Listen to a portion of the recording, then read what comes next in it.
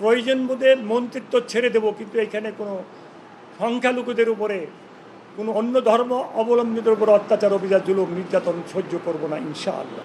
ওনাদেরকে আমি শ্রদ্ধা করি জন্য, যেহেতু ওনাদের দেশে গণতন্ত্রটাকে ওনারা খুব লালন করে, এই জন্য আমি শ্রদ্ধা করি।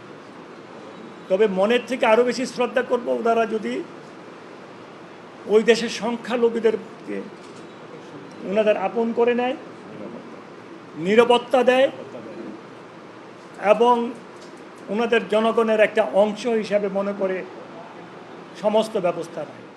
তবে আমি একটা কথা বলি, বাংলাদেশে ভারতে কি ঘটছে এটা বড় জিনিস নয়। বাংলাদেশে ভারতে ঘটছে বলে বাংলাদেশে ঘটবে এমনটা হতে দেওয়া হবে না। প্রয়োজন বোধে মন্ত্রিত্ব ছেড়ে দেব, কিন্তু এখানে কোনো সংখ্যালঘুদের উপরে কোনো অন্য ধর্ম অবলম্বীদের উপর অত্যাচার, অবিচার, জুলুম, নির্যাতন সহ্য করব না ইনশাআল্লাহ।